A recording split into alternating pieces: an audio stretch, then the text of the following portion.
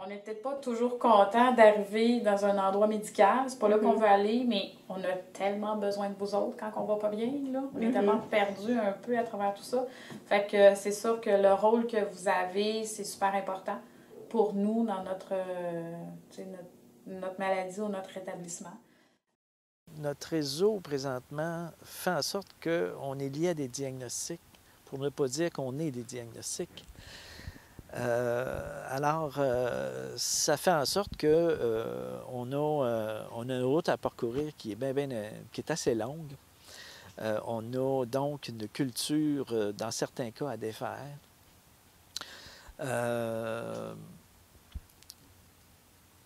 Mais moi, ça m'emballe de faire ce travail-là.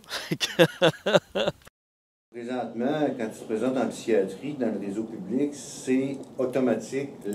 Ils te mettent en jaquette, ils déshabillent tout nu, puis ils te mettent en jaquette. Ça, c'est un automatisme. Ils sont encore dans cette époque-là.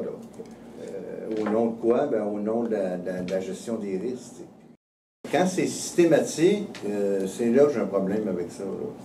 Pendant qu'elle me parlait, qu'elle me demandait c'est quoi qui se passait, ben, elle a arrêté de me parler, puis elle a commencé à poser les questions strictement à ma mère, comme si j'étais pas là à côté. Donc ça, honnêtement, c'est une des pires expériences parce que je me sentais comme si elle faisait comme si j'avais pas la capacité de répondre aux questions, alors que oui, je l'avais. Puis donc j'étais honnête dans mes réponses. Elle doutait beaucoup de mes réponses, justement. Faut dire que je suis majeure aussi, là, donc que mes parents, que ma mère réponde à ma place, c'était pas une... Ça m'a blessée vraiment beaucoup. Puis comme je venais pour chercher de l'aide, ben ça m'a fâchée. Faut que tu fasses attention à comment tu agis parce que tu te sens moindrement anxieux quand ça peut être normal. Dans une situation où on sait que c'est normal de ressentir du stress, les gens disent toujours « Oh, est-ce qu'il fait une crise d'anxiété? » Ou si je me sens moindrement sur un down, « Ah, mon Dieu, es-tu en train de retomber en dépression? » Pour moi, ça, c'est quand même une forme de stigmatisation. Parce qu'on dirait qu'il faut plus surveiller comment on agit pour pas que les gens... Puis à ce moment-là, ben, je me suis évanouie devant le bureau. Puis, dans le fond, la réaction de l'infirmière qu'elle a eue, dans le fond, c'était vraiment de... Elle a jugé que je cherchais à avoir de l'attention, puis que c'était pas tant nécessairement un problème physique à ce moment-là, mais c'était vraiment un problème de personnalité. Puis, j'ai trouvé ça vraiment dommage parce qu'elle m'a dit qu'elle m'aiderait pas, puis qu'elle attendrait, dans le fond, que je me lève par moi-même. Puis, dans le fond, elle m'a ignorée là, à ce moment-là. J'avais l'impression vraiment qu'on me comprenait très mal, puis que c'était une forme un peu d'insensibilité. Je me suis sentie vraiment jugée comme une personne qui me manipule, puis c'est vraiment pas le cas. Là. On le sent beaucoup dans le réseau de la santé. Ce rapport de pouvoir-là. Rapport de pouvoir par rapport aux personnes qui vivent un événement ou une crise ou un épisode quelconque d'un problème de santé mentale. Les proches aussi vivent un rapport de pouvoir parce qu'ils se sentent souvent au bas d'une échelle, au même titre que la personne qui a un vécu. C'est très, très malheureux parce que ce sont des gens qui ont, à mon sens, qu'on doit simplement accompagner. On n'a pas à avoir un rapport de pouvoir. Il faut s'éloigner, à mon sens, de ces rapports-là qui sont très, très malsains et qui nous rabaissent. Ça, pour moi, c'est quelque chose de primordial, de se sentir, de ne pas se sentir en bas d'une échelle. Peu importe ce que j'allais dire, c'est ben toi, t'es malade, prends ta pilule, puis retourne dans ta chambre.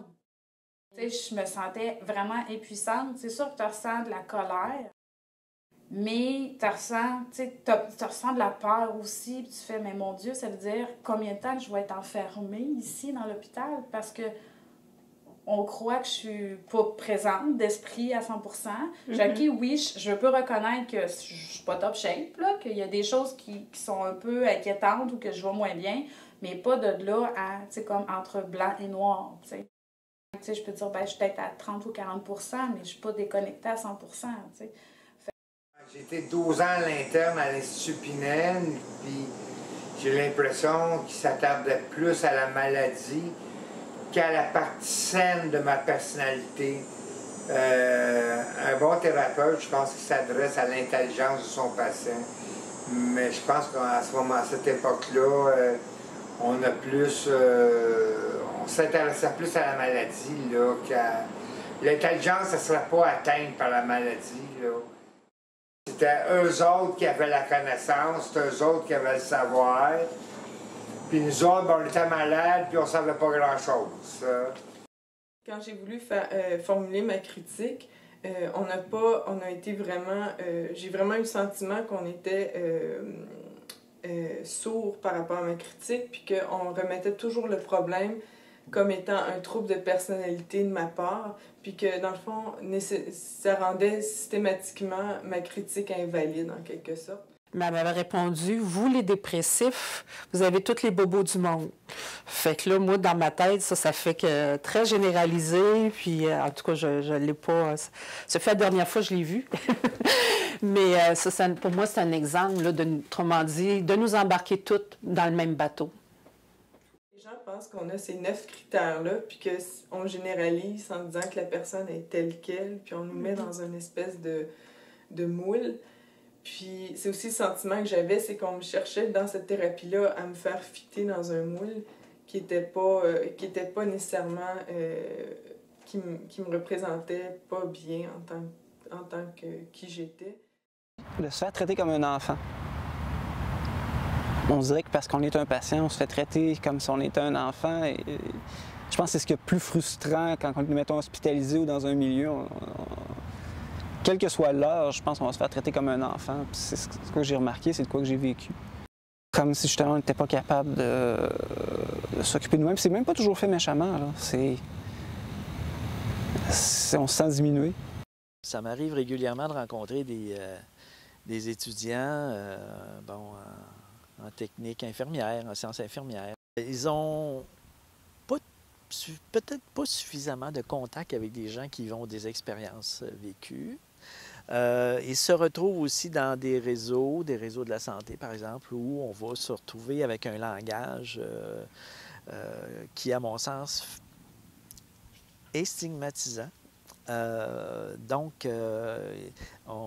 Comment dirais-je, on s'imprègne d'une culture, puis à un moment donné, on est confronté aussi à cette culture-là. Alors, si cette personne-là qui est aux études se retrouve elle-même un jour avec un problème de santé mentale, bien là, elle va être confrontée, puis joyeusement.